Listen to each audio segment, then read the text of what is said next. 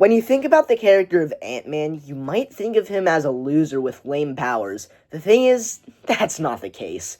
I feel that the MCU Ant-Man franchise isn't that good, and that's for one specific reason. The main Ant-Man of the MCU is Scott Lang. The thing is, the comic book Ant-Man that formed the Avengers and created Ultron was Hank Pym. Sure, Scott Lang is in the comics and he's a pretty good character, but he's nowhere near as good as Hank. Heck, I would even say that Hank is Marvel's most complex hero. So today, we're taking a deep dive onto Ant-Man, Marvel's most complex hero. Hank Pym's first appearance was in Tales to Astonish issue 27 from 1962. Wow, that's a long time ago. In it, Hank isn't even Ant-Man. Basically, Hank Pym created this thing called Pym particles, which he can basically shrink objects.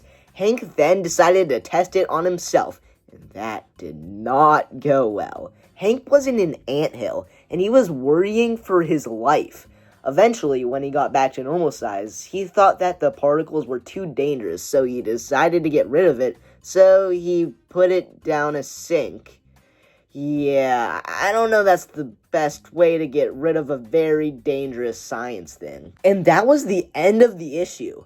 Eventually, in another issue of Tales to Astonish, Hank Pym created a helmet that can control ants, and he brought back the Pym particles. He then became the superhero known as Ant-Man, and his girlfriend, Janet Van Dyne, became the Wasp, who can also shrink, but also fly. The two would then become founding members of the Avengers, fighting with Iron Man, Hulk, and eventually Captain America. Except, Hank Pym wouldn't be Ant-Man for long. A little later, after Avengers issue 1, Hank realized that he could use the Pym particles to grow big. So he ditched the mantle of Ant-Man, and he became Giant Man. Even though Ant-Man is his most popular identity, Hank in the comics has mostly been Giant Man. Also, this isn't the last time Hank will switch his superhero identity. In fact, there will be a lot more times. So, Hank would then continue fighting with the Avengers, taking on foes like Baron Zemo, Kang the Conqueror, Wonder Man, and more, until the Avengers disbanded.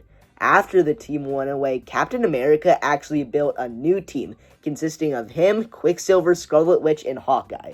But then, Hank and Janet would rejoin the team, but Hank was no longer Giant Man. He was now the superhero identity of Goliath. This mantle basically has the same abilities of Giant Man, but I guess he just wanted a new suit. I can understand that. The team would grow in number more, but then Hank would dabble with the idea of artificial intelligence. I think you can see where this is going. Hank creates Ultron using his brain patterns, but once he creates him, Ultron erased Hank's memory of ever creating him. When Ultron next returned, he attacked the Avengers with a new group of Masters of Evil. But Ultron was actually pretending to be the identity of the Crimson Cowl. Ultron is a big-time Avengers villain, but you gotta remember that he was created with Hank's brain patterns. This is because Hank struggles with a lot of stuff that you'll see soon. Just so you know, Ultron would end up creating Vision, and he uses Wonder Man's brain patterns. The next big thing that happened to Hank is that he had a lab accident that made him absorb some chemicals, and he got some more mental issues. This made Hank don yet another hero mantle, and this is easily his coolest one, Yellowjacket. That's right, the original Yellowjacket wasn't that bald guy.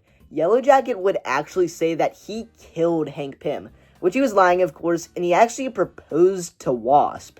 Janet saw that Hank was struggling, so she actually decided to accept the proposal. And then on, Hank was Yellowjacket.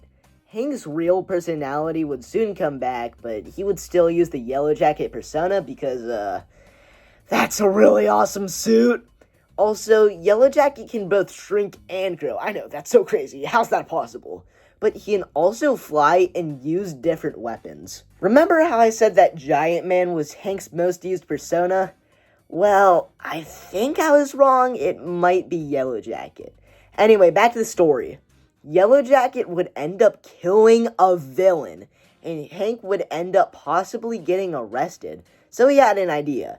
he would create a robot that would attack the Avengers and Yellowjacket would stop it, looking like a really good hero. Until the Wasp found out about the robot, so Hank ended up slapping the Wasp. Hold up. This wasn't supposed to be a slap.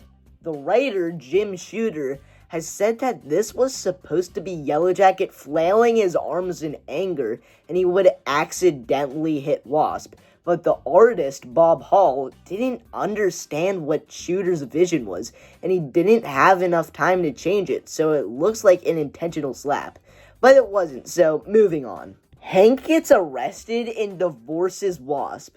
Anyways, some time would pass, and Hank wasn't in jail, but he was still Yellowjacket.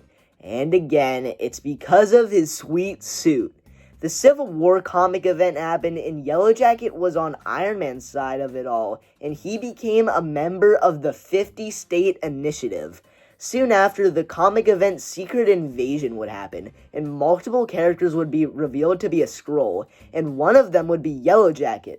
Don't worry, this doesn't mess anything up. He was only a Skrull for a little bit of time. In this storyline, Wasp would be presumed dead, but she was actually trapped in the Microverse. So Hank decided to ditch the mantle of Yellowjacket and become the new Wasp.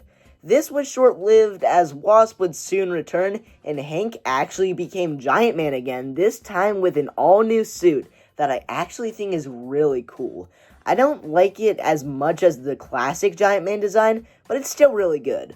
Around this time, Giant Man founded Avengers Academy, which is basically where Hank mentors young superheroes. It actually aimed to prevent young superpowered beings from being villains, so some of the members of it were Hazmat, Metal, Reptile, Striker Vale, and more.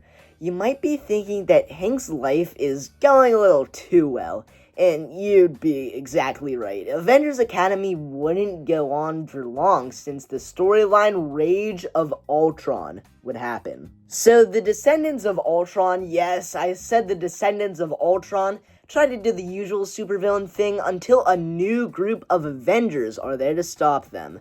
Somehow, Giant Man is able to turn off the robots just by raising his hand. Later in Avengers Tower, the team finds out that Ultron has taken over Titan, and yeah, the planet literally looks like him. Ultron comes to the Earth and attacks the Avengers, and Ultron has robot versions of the classic heroes, which I think is cool. Then, one by one, the Avengers are infected with an Ultron virus. Giant Man and Vision go to Ultron since they have the plan, and Vision merges with Ultron, but then Ultron uses Vision's body to merge with Hank too, and Vision gets thrown aside. Now, Hank Pym has become his own creation. Hank Pym is Ultron. The Ultron Hank and Vision fight, and Hank and Ultron fight for control of their body. At the end of Rage of Ultron, the Hank and Ultron merge fly into space. The Ultron and Hank merge, which I'm just gonna call it Ultron Pym, later on terrorizes the Avengers and other stuff until he's trapped in the Soul Gem. A bit later, Hank and Ultron were separated, and that's pretty much where Hank's story ends. He hasn't become a superhero again, and he's been on the sidelines. I think this is really sad since I've been going deep into Hank Pym lore, and his story just kinda ends. People like Iron Man and Spider-Man never stop having stories, but nobody's been doing anything with Hank.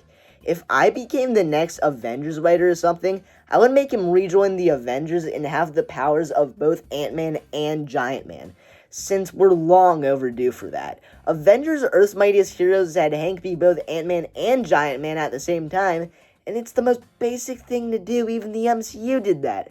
So yeah, I think you can tell that I'm a pretty big Hank Pym fan, and I hope you learned some more about him. And it's outro time. So, I hope you liked that video. Make sure you like, comment, subscribe, all that stuff. Jesus is king. And I'll see y'all in the next one. I am the glob glow gab galab, the schwabble double wabble gabble flibber blabber blab. I'm full of schwibble glibber kind. I am the yeast of thoughts and minds. Schwabble dabble glibber glabber schwibble schwab glab. Dibble double shwibble schwabble glibber glab schwab. Schwabble dabble glibber glabber schwibble schwab dab. Dibble double shwibble schwabble glibber schwab glab. Ooh, splendid.